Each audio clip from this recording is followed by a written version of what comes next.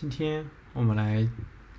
开始第二节课程，关于这个小白学 Python 之俯瞰一览众山。这一期节目呢，主要是讨论一下关于这个项目开发流程的一些东西。接下来我们就到第一个模块，就是关于人，也就是角色在项目这些不同的工作类型呢，在这个项目中应该承担什么样的作用？我这里简单列了一下比较重要的一些核心职位。这里我来做一一讲解。首先，我们先讨论一下客户。客户在项目中承担的角色，主要就是说，首先他是我们的甲方，他是付款方，所以说我要满足客户的要求啊。而且是因为他是资金的核心提供方，所以说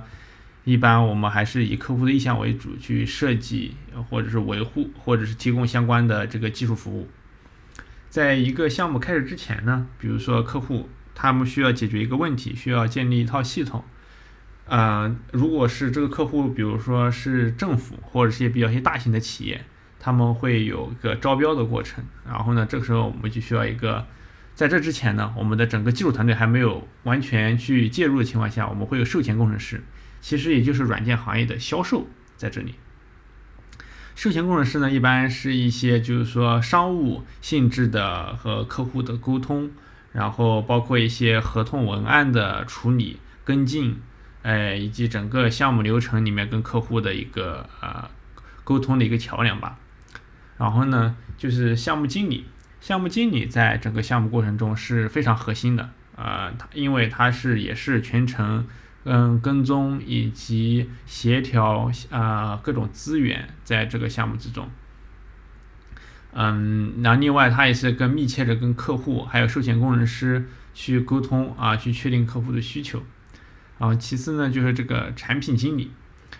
虽然他们俩，比如说这里跟项目经理去对比，虽然他们在这个项目中都是以经理的职位，但是呢，他还是略有区别。项目经理可能更多去协调这个资源在项目组中的分配，包括人员的调配等等等一些对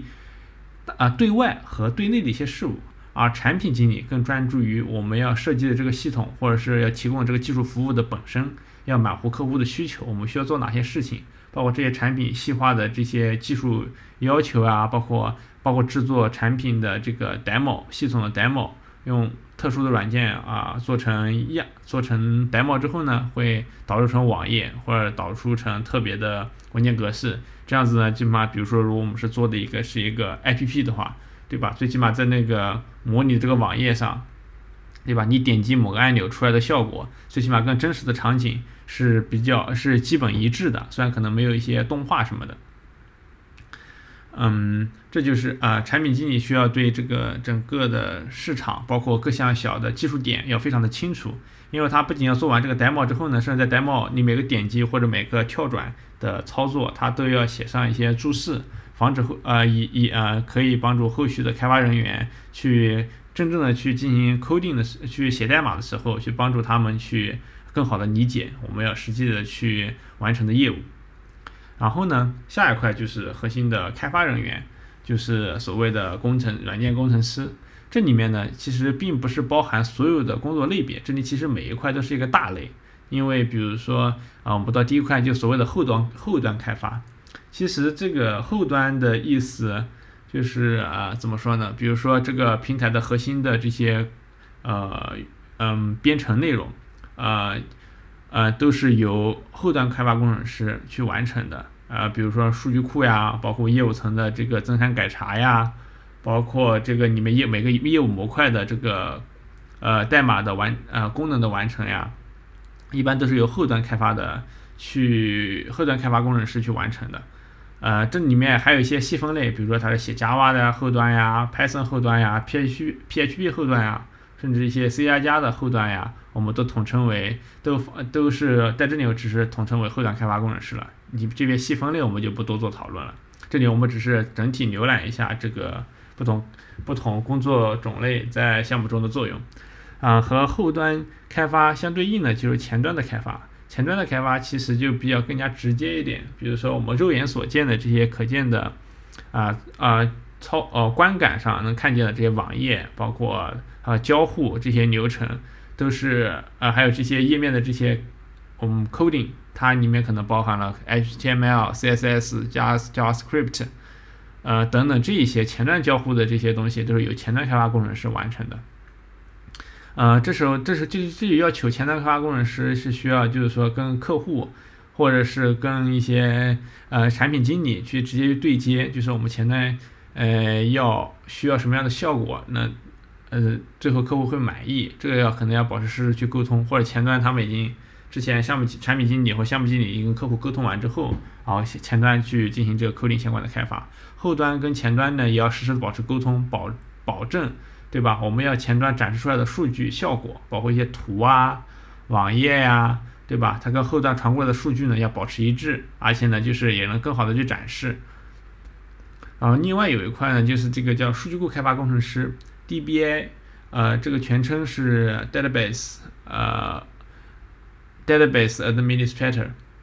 这个职位我为什么单独拎出来去讲呢？因为之前我就遇见过这个职位的工程师，他们还是比较特别的。虽然后端也可以写数据库相关的一些代码呀或者设计啊，但是如果你的数据库是包含非常多的内容啊，这里做个解释，所谓的数据库就是说类似于 Excel 的一个工具啊，只不过就是所有的数据都存在里面，存的内容形式呢其实跟 Excel 非常类似，它不同的表之间呢就是不同的 sheet， 但是呢它可以进行更多原子化的，就是更初级的这些操作，包括增删改查呀，通过 I 表参考 B 表，就在 C 表中去查询呀，类似这样的东西。如果这个表这个数据库非常的复杂，数据非常的多，而且内容也很复杂的话，我们需要一个专门的职位去完成这一部分的内容啊，我们就统称为这个专门去做这个数据库相关开发的工程师叫做 DBA。因为现在也是所谓的大数据时代，对吧？很多公司，包括很多政府单位或者一些大型的企业、金融企业，比如银行或者保险公司，他们的数据库是非常大的，就是非常多的数据在里面，而且里面有一些早期的内容，它会比较冗余就是说甚至有些错误，对吧？这些通过校验、验证、写脚本、去做这些事情的这个职位呢，就是数据库开发工程师这个专门的职位去做呢，可能是比较合适的，因为它是比较耗费人力的一个职位。然后呢，就是这个算法工程师，还是相对来说比较特别的，而且算是比较高级一点的职位。因为它倒不是专心于完成于某一项的这个普通的增删改查的这个业务，它一般不涉及这一块。算法工程师可能更专注于去实现某一项比较复杂的业务，通过算法去实现，而且要注重这个时间复杂度跟空间复杂度。所谓的时间复杂度呢，就是说在相同的时间内完成更多的工作，对吧？然后这个空间复杂度呢，就是说在完成同样的工作情况下，对吧？马少吃点草，大概就这么个意思。但这个呢，如果是在不同的场景下，就是这个要求是非常苛刻的。而且当这个数据量或者一些业务场景变得非常复杂的时候，这个算法可能会非常的那个 coding 的那个内容看似可能不长，但是要经过非常慎重的考虑，而且这个算法也可能会非常的复杂，包括一些自动驾驶呀，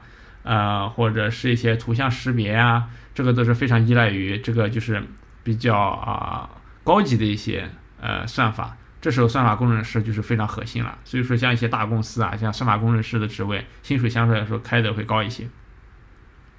然后接下来就是这个全站工程师，这个职位就是比较有意思的一个职位了。这全站，它的意思就是说，也就是所谓的什么都会。这个其实有几层意思，有几种应用情况吧。用这种工程师，一种情况下就是在一个比如说在国内的一些大公司里面，所谓的全站工程师，就是说这个人真的就是什么都比较精通，或者说就是比较了解。这时候呢，因为这个人这个职位，这个工程师他已经就是学的东西比较多，他会融会贯通，他能在不同的技术之间找到最优的技术去解决当前的问题。而且如果遇到一些比如说别人遇到问题去解决的时候呢，他也会提供更多的思路。这是全站工程。而且呢，包括一些不同的项目组之间，他遇到了一些不同的工作，然后呢人手不够的情况下，全站工程师也可以全部都在任何情况下都可以去做任何一块的工作。所以说也是非常高，也是一个属于高级类的一个工作岗位。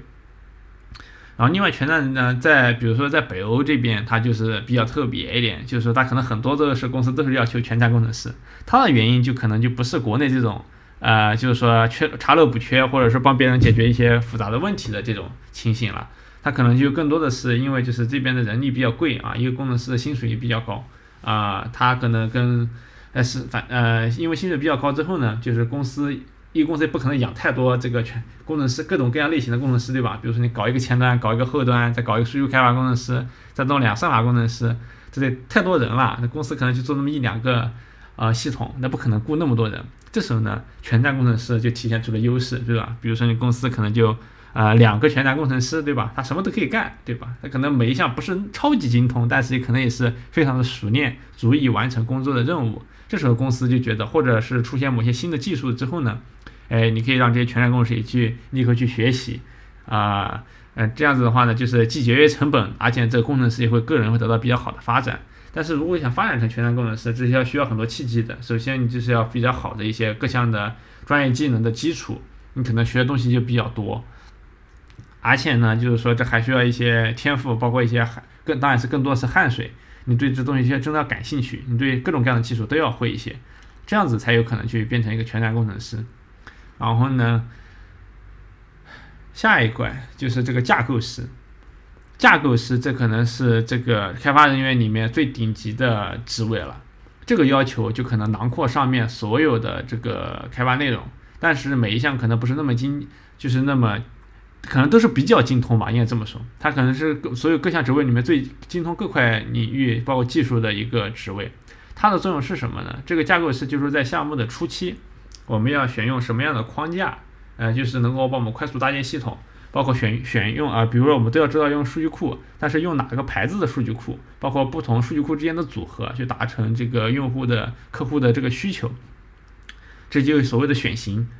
基本上就跟挑衣服差不多嘛，穿哪些比较好，穿出来最终效果是比较好看，这个是非常依赖于经验，而且你要对各项技术，每项技术有不同的品牌，不同的技术要求，你都要去了然于胸，然后最后去做出最优的选择。因为这个还要考虑到成本呀，包括一些技术实现难度呀，包括对客户未来的这个拓展性呀，这都要去考虑进去，考虑东西非常多。所以架构师基本上就是这个开发人员里面这个薪酬天花板的存在吧，而且也是非常难得，也需要非常多年的工作经验才能够达到的这样一个职位。然后其次呢，就是这个再往下就是这个 UI 设计师。这个 UI 设计师是User Interface Designer。他这个我把他从开发人员拿出来呢，是因为他这个职位他并不怎么写，他不需要写代码，他更关注点是在就是说设计以及用户交互上的一些东西。其实主要还是在设计页面上。比如说我们看到一个网站的样子，对吧？它这里有搜索框，这里旁边有不同的背景，对吧？包括下面有一些新闻放在哪里呀？包括这边的这个模块，这个产品图放在哪里呀？这个边边框框长什么样子呀？这些都由 UI 设计师去完成。但它完成的是切图，就是它把图片做好，图片或者一些透明的背景或者图标这些东西全部都做好，然后交由 UI 设计师交由前端开发，由前端开发去放在网页上，然后前端开发同时还要对接后端开发提供的数据接口，然后这个网页，比如说如果是网页的话就已经跑起来了，如果是 App 的话，对吧？那可能就是 UI 会要设计整个的软件页面，然后呢每个页面设计好之后呢，然后交由前端开发，然后再由后端开发对接数据接口，然后呢这个软件 APP 可能就完成了。这只是基础的完成了这整个就是软件层次上的设计。但是呢，这个东西质量如何去保证，对吧？这需要我们的测试，这时候就需要我们的测试工程师。测试工程师呢，就是说在上述这些流程都进行完之后呢，测试工程师要检查有没有错，然后呢去提出一个报告，出一份其实在项目开始之前，测试工程师就要同步开始去撰写这个测试用例，包括测试那个报告，就是每一项每个功能呀，实现什么样要求啊，要用文档化的这个记录，要非常详细。包括最后在验证的时候呢，也要就是写一些自动化的脚本去测试。测试工程师非常的重要，而且测试工程师相对来说权限特别高，因为首先他会非常了解业务，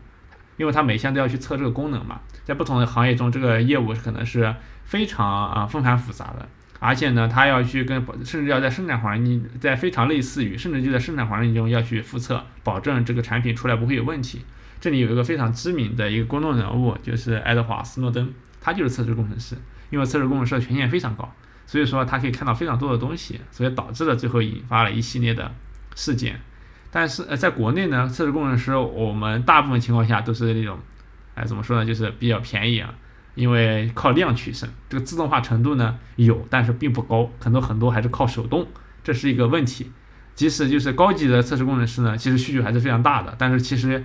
高级的测试工程师其实要求非常高，比如说爱德华·斯诺登，对吧？那人家非常厉害的才有机会去做这个测试工程师。然后呢，其实就运维工程师，呢，如果你要跟他去沟通交流啊，其实你更要关注如果你电脑坏了呀、硬件呀这些东西，可能都有运维工程师去负责去采购，包括一些现场的一些系统的部署，包括一些测试环境的部署，都是由运维工程师去完成的。基本上你跟硬件相关的东西都去找运维工程师就对了。上述呢，这些就介绍了一下这个项目中的各个的成员角色的一些说明。如果你需要跟他们去作为一个 Python 的一个学习 Python 的一个小白，你需要了解这些呢，目的只是让你能够怎么说呢？当你发现你以后想成为哪一块工作人员，或者是你需要跟这些工作人员去打交道，你最起码知道他们每个人是做什么的，对吧？虽然你可能写 Python， 你用 Python 可以做前端，可以做大部分情况下可能做后端，对吧？或者做算法工程师，或者全员工程师，你也是需要的，对吧？架构你也得了解 Python，包括数据库，其实你也得了解 Python。如果你是用 Python 去做一些东西的话，对吧 ？DBI， 如果你是做一些所谓的数据库开发工程师，就是数据分析工程师的话，你可能就是这会非常依赖 Python。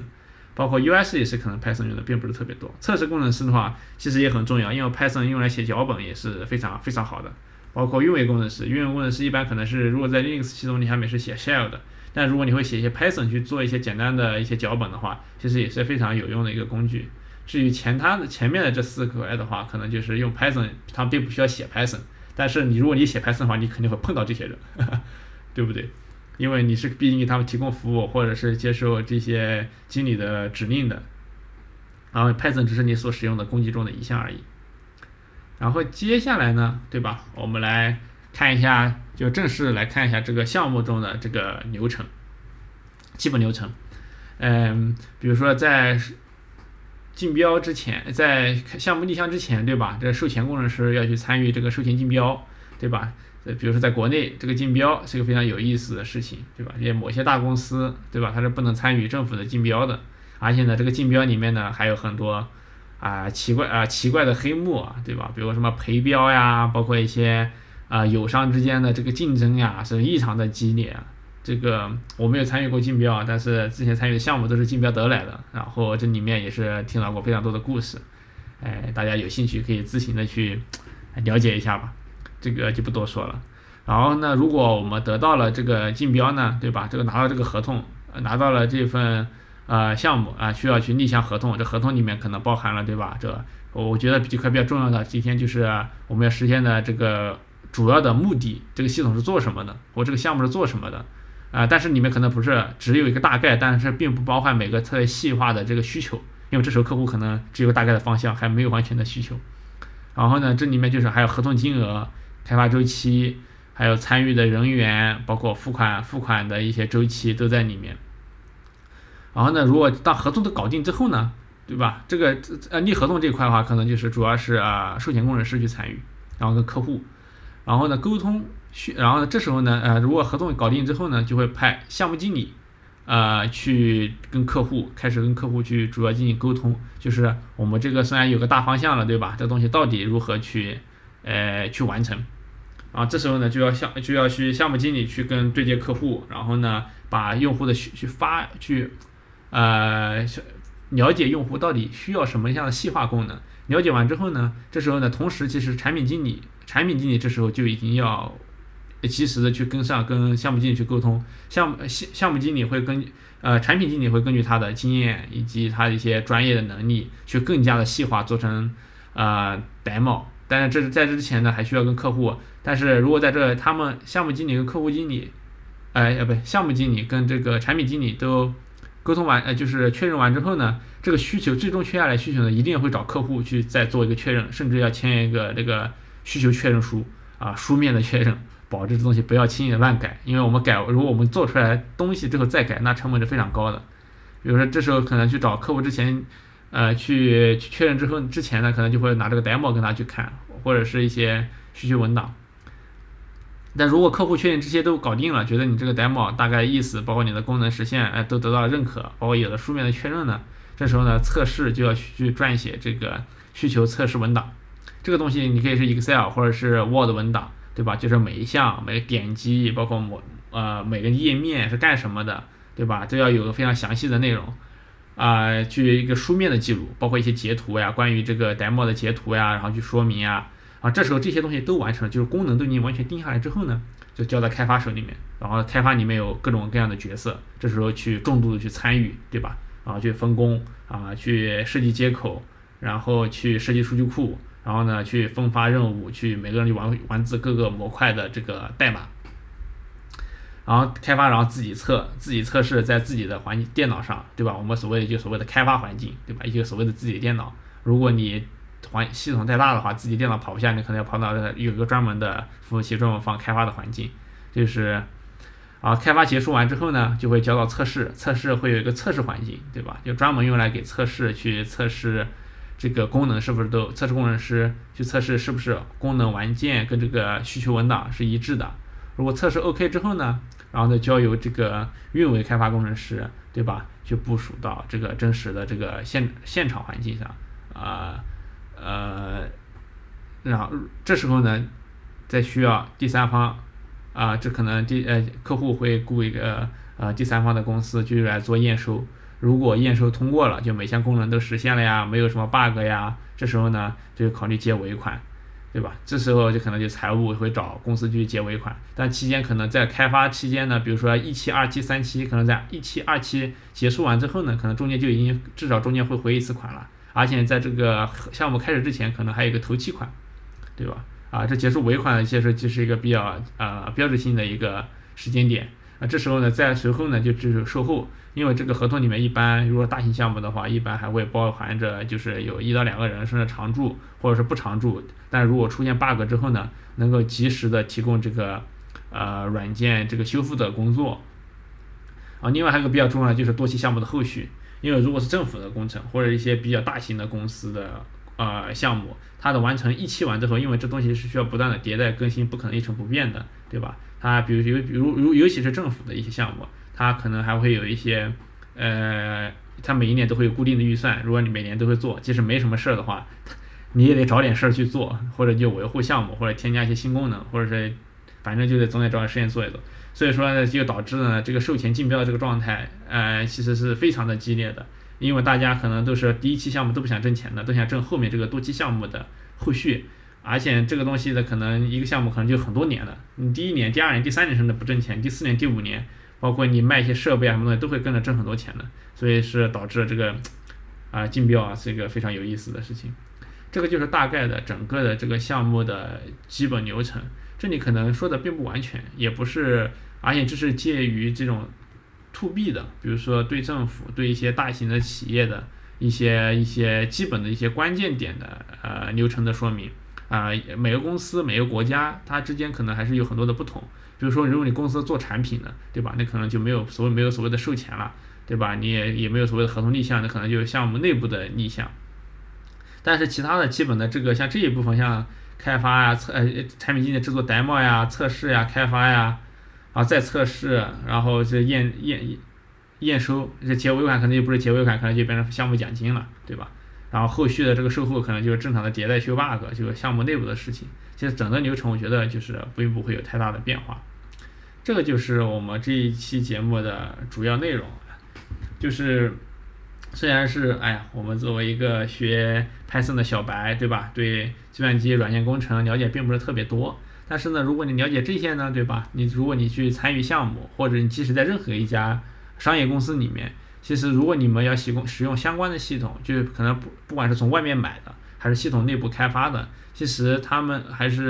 都是基本上都是经过同样类似的流程去完成这个项目。如果你觉得你哪一块出了问题之后呢，你可以及时的去寻找根据上一章说的，对吧？去找对应的角色，对吧？然后去解决问题。然后呢，其实开发这群人呢，还是非常的可爱的啊，但是呢也比较直，也就是所谓的怎么说呢，就是说比较的过于理性化。你要跟他们说清楚问题，他们是非常乐于帮助你的。如果你觉得他们脾气很臭呢，绝大多数的时候呢，是因为你们描述的不够准确，或找到了错的人，对吧？比如说你说哎这个图标点不动，对吧？或者点不出来，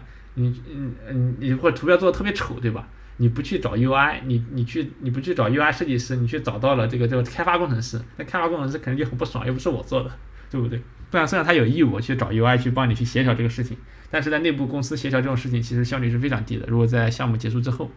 对吧？呃，大概的内容就到这里了，然后这里再预告一下，对吧？我们的下一期节目内容就是说关于小白学 Python 之回眸保健英雄计算机硬件。在这期节目中，我可能会把现在的我手头的一些相关的计算机硬件都拿出来跟大家讲一讲，